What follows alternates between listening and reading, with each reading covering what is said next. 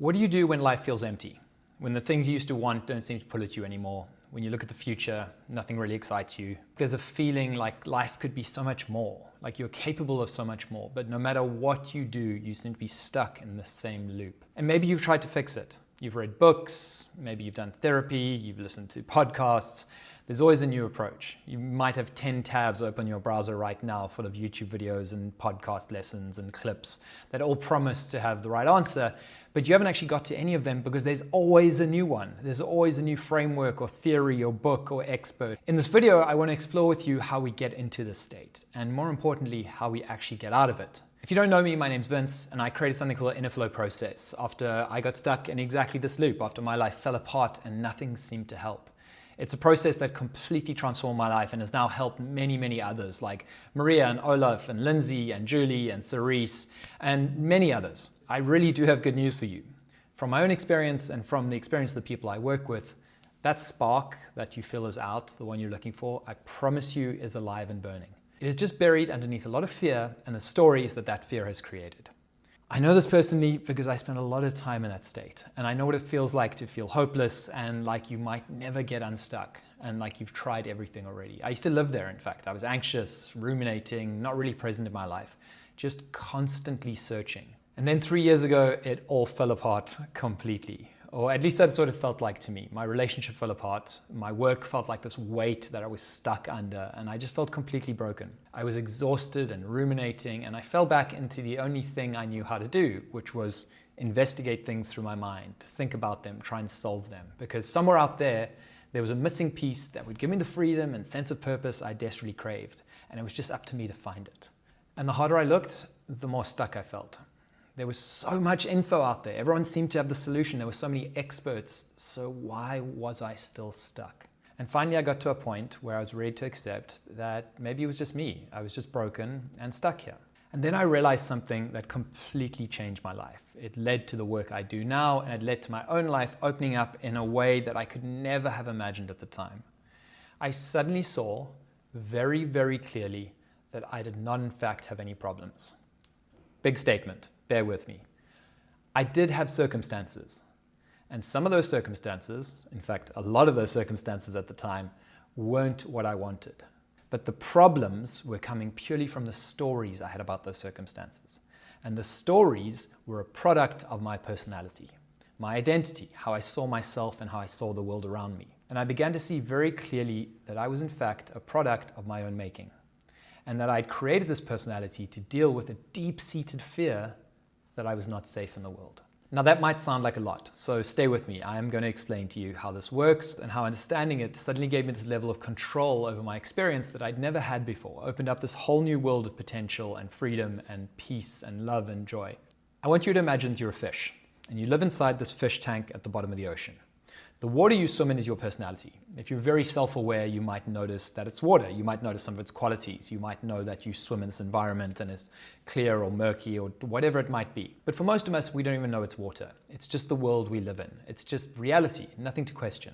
Now, the walls of the tank are what I call our primal fears. These are the deep subconscious beliefs like I'm not enough, I'm not safe, I don't belong, or in my case, the deeply buried one that I realized was I am not a good person. Your primal fear is often so deeply subconscious that you don't even know exactly what it is. But I promise you, it defines the shape of your entire world. It is the walls of the tank that hold your personality and your world. And as Carl Jung said, until you make the subconscious conscious, it will run your life and you will call it fate. Because it defines how you think, it defines how you act, and it defines how far you believe you can go in life. So hopefully you can start to see how the water in the tank, your personality, the reality you live in, has no choice but to take the shape of the fears of the walls of that tank. And the reason so much personal growth work doesn't create real change is that it focuses on improving the water. It looks at the environment you live in, the personality, thinking better thoughts, building better habits, cleaning the water, maybe adding some plants, maybe a little goldfish castle you get in the fish tanks. And it can help, of course. It can make your experience of life better, it can improve your personality, it can make you more productive.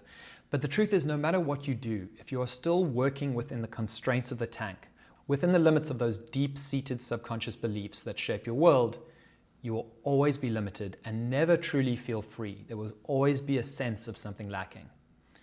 Real change happens when you go directly to the source of the limitation, when we dissolve the very walls themselves, when we go to the core fears that have created the identity that is creating the environment that keeps you stuck. When that happens, change becomes easy because you're no longer fighting against the constraints of who you believe yourself to be.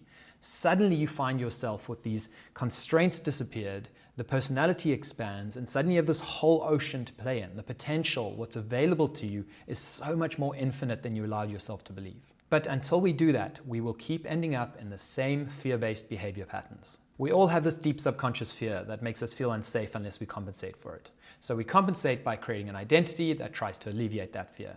And then we behave according to that identity. And then what happens is the world responds to our behavior, and we find evidence in that response for that deep-seated subconscious fear, thus confirming to us that it's true.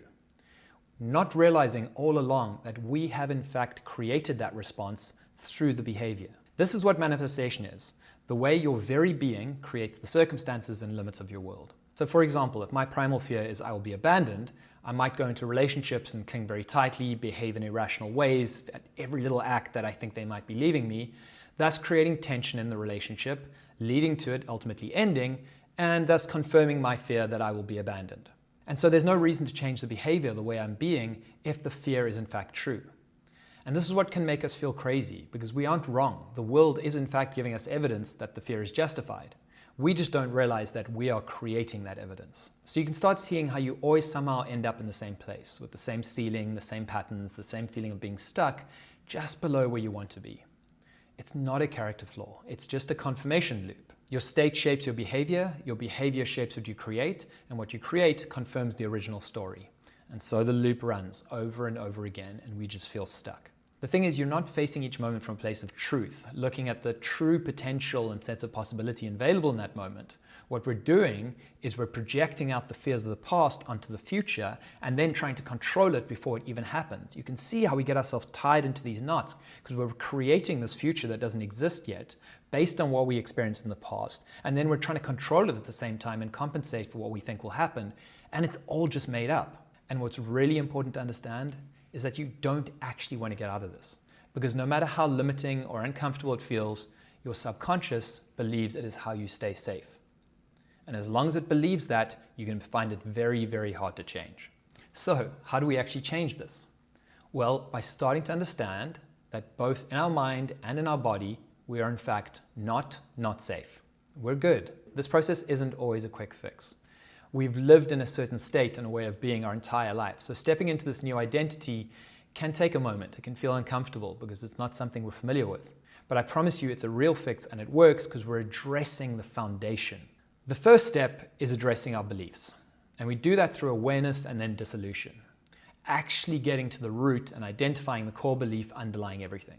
The original fear, the primal conclusion your nervous system made about what the world is and what you have to be to survive in it.